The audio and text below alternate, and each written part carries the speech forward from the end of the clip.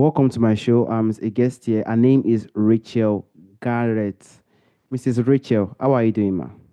I'm doing okay. It's super cold where I am. I'm not sure about you, but it's a balmy 3 degrees. It's really hot here. Really, really hot here. The sun is I really wish shining. It's killing me, I'm, honestly. I'm freezing to death. Two different, two different situation, but we thank God where we are. So, Absolutely. yes. Firstly, Mrs. Rachel, you are a podcast host. You also host a podcast show, and you are also a spiritual healer. Can you please, my Mrs. Rachel, discuss more about yourself and how you are doing currently now, Mrs. Rachel? Sure, absolutely. So, my name is Rachel. I'm a registered nurse. I'm also a spiritual healer. I work primarily with the Akashic Records and energy healing.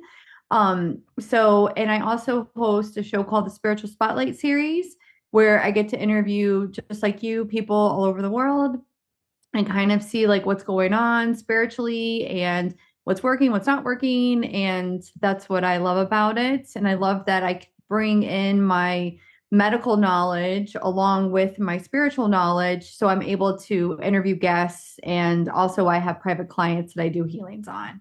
Yes, that's one of the most tremendous things we could have. Connecting with people around the world is really, really massive. Thank you so much, Mrs. Rachel. And I also want like to dive on books, Rachel. If you've written any book or you're possibly planning to write any book in the coming future, Rachel, do you have any book or are you planning to write any coming book in the coming future, Mrs. Rachel? I don't have a current book. I am planning on writing books. Okay. I kind of want to, I don't necessarily want it to be a spiritual how-to.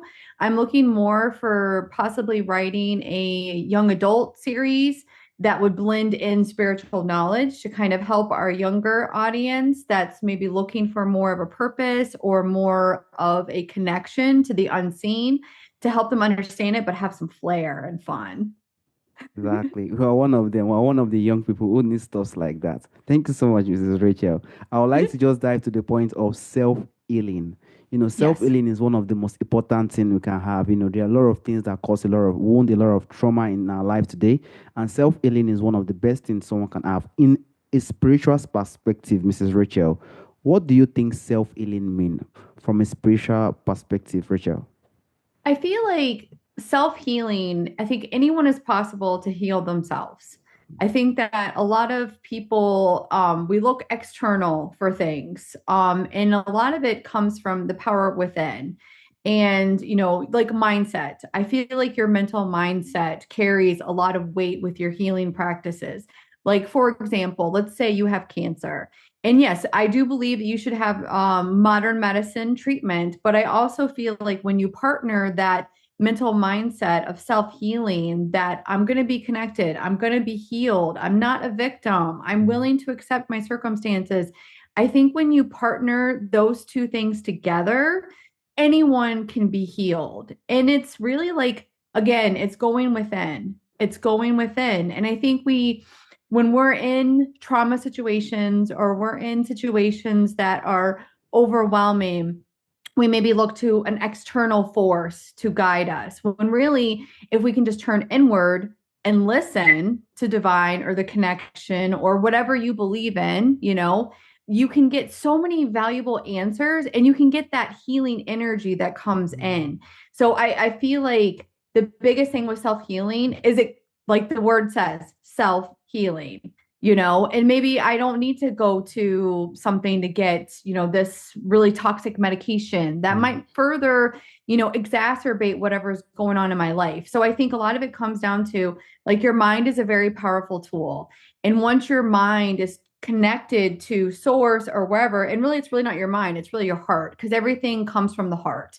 Love or above. We always want to say love or above, and then once you do that, it's amazing the miracles that can happen in your life. And so I think for me, self healing is you're doing the healing, you're connecting to self, and you're connecting to whatever source you believe in. Completely agree. Thank you so much, Mrs. Rachel. And that will also, go to the point of ways that someone can also try his or her best to, suppress this emotion and to just have this healing that he or she is hoping for. So I would like to Yeah. know if there are probably some simple, powerful techniques for releasing this suppressed emotion, Rachel. Yeah. So, absolutely. So, quick, easy things that you can do is really to center yourself, really to ground yourself. You don't need to have a complicated practice, a 17 step, outline of whatever you're doing spiritually. If you just take some nice deep breaths and really just imagining yourself pulling in, like really just pulling yourself in, and then like imagining yourself grounding down to the earth.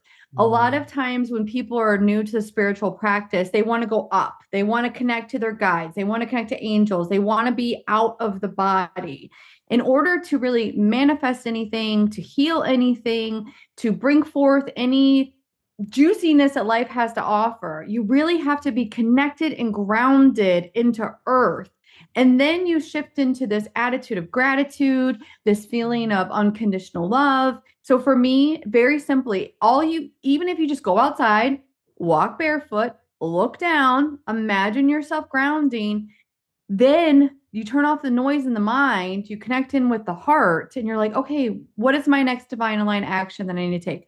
Source, give me a sign, show me something. And honestly, it comes down to trust. So again, like I feel like simple exercises, that's where the magic is. Again, you don't have to overcomplicate things. Taking just nice deep breaths. Let's say you're overwhelmed. Maybe there's something going on. I'm having a difficult conversation with someone. I'm going to disengage. I'm going to take some nice deep breaths in and out. And I might just go outside, touch grass, like touch grass.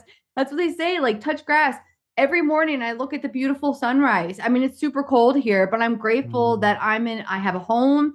I have a beautiful life. Some days might not be fun, but I'm grateful. And the attitude of gratitude, it brings so much power. Like it's shifting into gratitude, just being grateful. Find 5 things that you're grateful for. I'm grateful for my lungs. I'm grateful that I have the ability to walk. I'm grateful that I have the ability to communicate to you all the way across the world. Like that's an amazing thing that we can do that maybe 10 years ago we couldn't do. Like I'm grateful that we were able to connect today. Like that just fills me with so much beautiful energy. So I think those are really simple, easy practices that you can do to really connect in.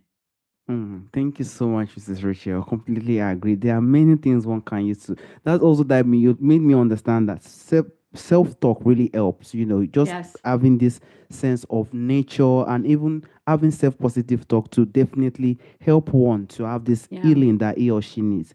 And I want to know if there are a lot of things that could possibly be preventing or blocking someone when it comes to personal growth. If someone is healing, that is when someone can grow. But if someone is not healing, it might hinder one personal growth.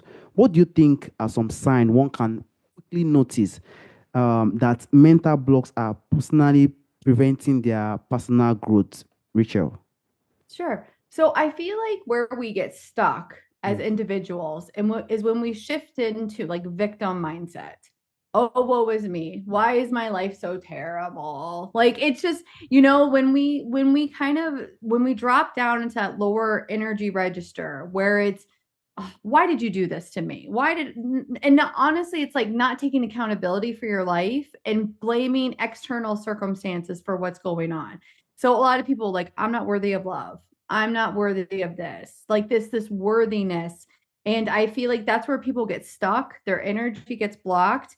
When really, if you can shift out of that energy and go into more of an empowered mindset of, all right, right now this is tough, but I'm going to get through this. We've all gone through very traumatic things in our lives. We've all had traumas done to us. Maybe we've did trauma things to other people, and I truly feel like once you take ownership and responsibility of yourself as a being, then things you can start shifting out of it. Like you mentioned, like affirmations. Like I like to, my work is worthy of massive compensation. Like my work is of high service. Like I feel like I love going back to affirmations. Like I'm wealthy, I'm wise, I'm healthy, and then times I don't know about you, but sometimes I'll wake up in the middle of the night and my mind is racing. Maybe I'm worried about something. I will shift out of that worry. I'll start saying mantras to myself.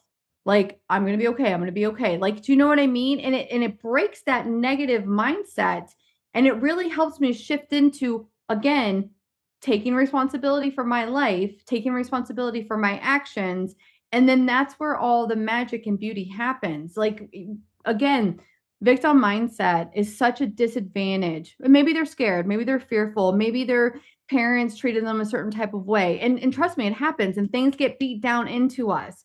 But as soon as we take responsibility, like, this is my life, like nothing else matters except for what I'm doing in my life. And I need to model my right behavior. Do you know what I mean? And it's Mm. like with my son, like he's younger, but ultimately my responsibility is let him find his way, model right behavior, protect him, keep him safe. But ultimately he's on his own path and he's going to have his own journey. So I want to give him the tools that he needs, but ultimately, again, it's only my responsibility to model right behavior, and then he's going to be on his own path, and he's going to choose whether or not he wants to be a victim or he wants to be an empowered person. Do you know what I mean? Yes, and that also make me understand. Some people feel like they could change someone, stuff like that. Someone has to just take his or her responsibility. That's what really, really matters. And I also remember when you said that one one can just wake up at the midnight. Sometimes it's just at times I used to have that situation. Honestly speaking, Mrs. Rachel, it's not always good. Honestly speaking, when I just that has to just be pounding, pound. I don't know what actually happened. I will just play slow music. That's Oh, what I I love just it. normally do, a cool music that will just make me sleep. I'll just try my best to just listen to that cool music till I just sleep off, because sometimes it just be really heavy. I don't know even know what usually happen during that time. But I will just used to try my best. So I completely agree with you. So Yeah. self-responsibility is really, really important. Just take the responsibility and know how Yeah. one can build his or herself. Thank you so much, Mrs. Rachel. And I would Go like to ahead. dive to the point of book or I say book, food or natural remedies. I do not know Yeah. if there are also food that also improve one when it Yeah. comes to this self healing. What food or natural remedies do you think you support from self healing from a holistic perspective, Sure. Mrs. Rachel? Absolutely. So essential oils, I have some over here. I love crystals. Like, I mean, I know that it's like crystals are like my jam. Like, this is shungite. It's good for EMF protection. When a lot of energy is coming through, like for example, we have a lot of energy that's coming through us. This helps block the EMF rays. Like something like a physical tool that you can hold. This is amethyst that you can hold and you can feel that healing vibration with. I do agree with you that being a clear channel and like maybe having filtered water or fruits, vegetables, higher vibrational food. I think it is hard though sometimes, and I don't want to shame anyone for if they can't get these things. You can always do a blessing on it, like God, angels, universe, please bless this food so that way it's aligned for my best and highest good. Like, bring in the energetic component of blessing your food, trying to drink enough water. But listen, your girl loves iced coffee. So, I mean, I'm not like you have to do what works for you. So if there's things that, maybe you need a day of junk food. That's okay. Be gentle on yourself. Like, you need a day of, and I will say, like, as I'm getting older, I do value the importance of eating fresh fruits and vegetables, eating, things from cleaner soil, cuz I'm in the States and there's a lot of talk about how our food is poison. So, like, you know, I try my best to get what I Mm. can get, but it's also based upon my economic status and what am I able to afford, So again, I'm going to bring in source energy. I'm going to bless it, so that way it does kind of, because I'm an energy healer first and foremost. I like to bring up that vibration. So Mm. again, essential oils, maybe you switch to using non-toxic candles. I love Palo Santo for cleansing, sage. I'm a big crystal gal, so like this is a golden healer quartz. Like, I Wow. love crystals. I'm a certified crystal healer. I love crystals. Um, Really anything that lights you up. Like over here, I have a dream catcher. I have an angel. Like, I have angels. Anything that sparks your curiosity and you're like, I feel connected to this. Maybe that's a tool you want to use. Like, sound healing's really good. Frequency healing's good. essential oils are great, but doesn't mean you have to go buy every single thing. Just what sparks your excitement and your joy. And maybe it's just painting. Maybe you want to connect with source and maybe you want to paint, maybe you want to play music. That's okay. As long as it's bringing up your vibration and it's opening yourself up to being a better channel to love and light, it's going to be amazing what you pull through. Do you know what I mean? That's going to be what I say to you all day. Do you know what I mean? I definitely understand what you are saying, Mrs. Rachel. Honestly speaking, it's just something that definitely work for the person, something that one Yeah, can just connect with. It could be frequency, it could be music, anything that one can just feel this energy is really, absolutely. really important. And some people would like to know too if they feel like they are truly healing from this thing, probably anything that connected to, or the step that you've probably said that could help Mhm. them, so they could want to probably feel or think, how will I even know if I'm truly healing? Or Yeah. how can I know probably if this thing is just suppressing? There's a difference between suppressing and something that is definitely Yeah. healing. So how do you think someone can know if they are truly healing or probably just suppressing their pain, Mrs. Rachel? Yeah, that's a good question. It's almost like, how do you know that you're just not putting a band-aid on the situation? Is it going to come back? And I guess how you'll know is if that pattern starts to repeat itself. So if it comes back to, let's say, for example, let me try to think of like, hmm, maybe I'm having a pain in my stomach, and maybe it's because I'm refusing to swallow down some information that has happened in my past. Well, first, you're going to want to feel into that body system. Remember, your body keeps the score. So, all of your traumas, all of your things that have happened, it's embedded into your cellular tissue. So, you have to work on there's a lot of different aspects you have to work on to release that energy that's blocked or stuck or whatever. It's emotional, it's physical, it's spiritual, it's all of these different steps. So I'm going to feel into it. Is that what's going on here? Okay, what's this? Well, did I eat something that upset my stomach? Am I swallowing something that I don't want to speak about? You want to allow that to come up and then really like observe it. Be a gentle observer of whatever's going on. I have a headache. Why do I have a headache? Maybe I hit my head. I don't know. Like, but there's maybe a component to like I'm gonna go back to the stomach. Maybe there's a component that I'm swallowing something that is bothering me. So look at the emotional component. Did I have an argument with my partner earlier? And then I'm like, okay, take responsibility of that, gentle observer, allow it to be released. I think the best way to know if you have healed from something, I want to say two things. One, I don't think healing's ever done. I think we're always going to go down deeper and deeper and deeper layers. So healing work is always going to be a constant thing. So it's going to be, how can I manage myself in the day-to-day life? You know what I mean? Like, am I feeling good? Do I have a positive perspective? Or am I in my victim mindset? Or am I in the negative mindset of, oh, woe is me? If I'm positive, if I'm happy, I'm jamming out life. And then I think my healing process, I'm good. Do you know what I mean? I'm moving forward.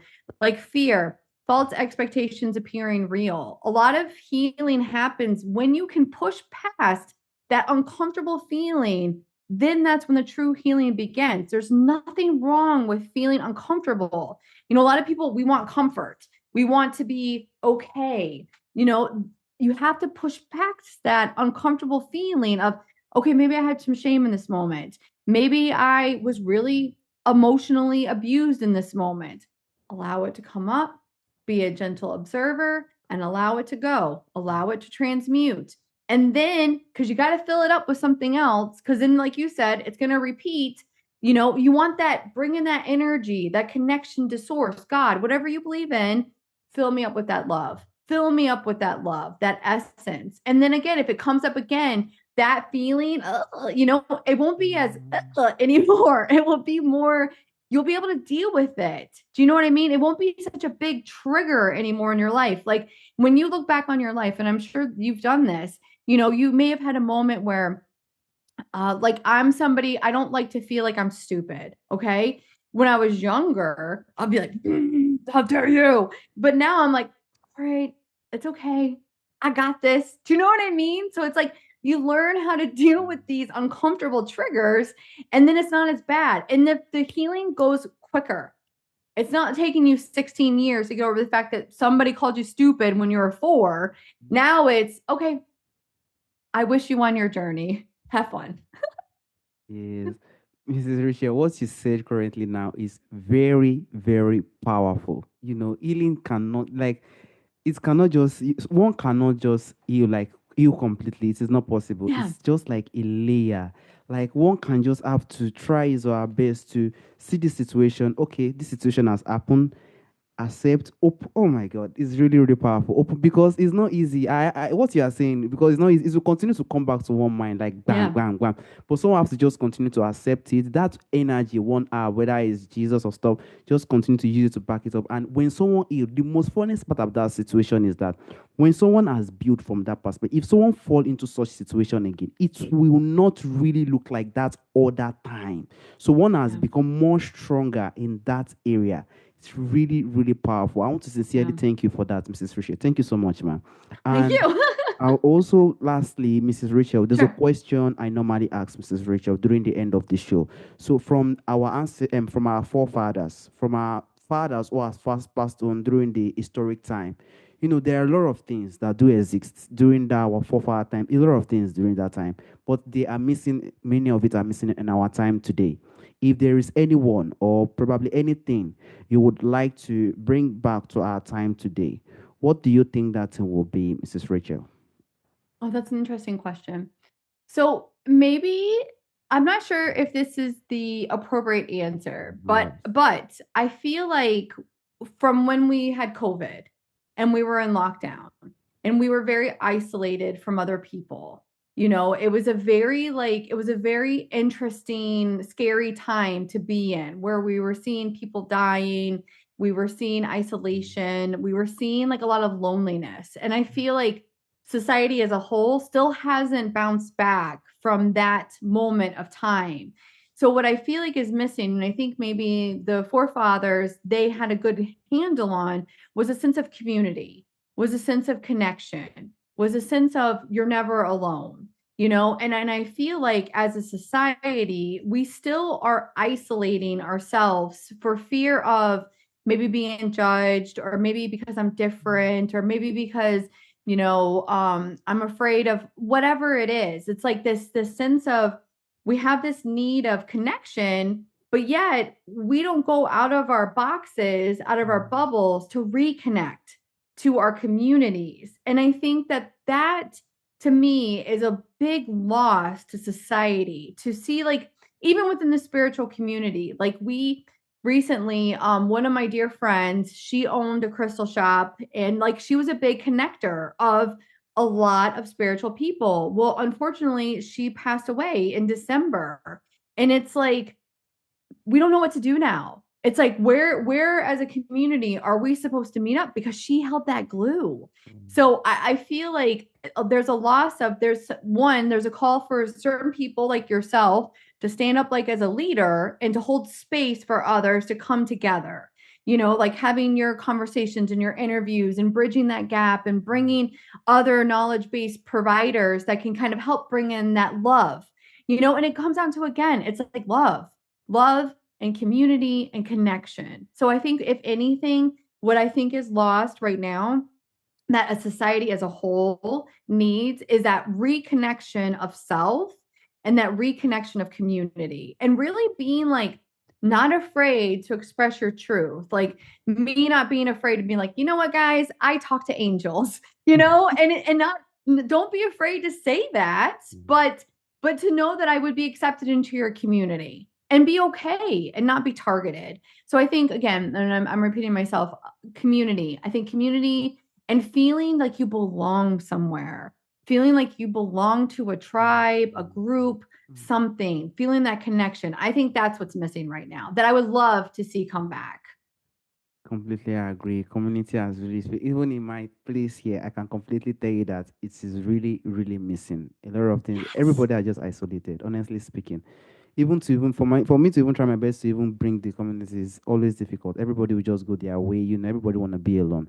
So it's Yeah. definitely thing that we hope it comes back in the coming future. I want to Yeah. sincerely thank you, Mrs. Rachel. We have a great conversation. Thank you for your time and the Thank opportunity you. you've given to the audience and also myself. Thank you so much, man.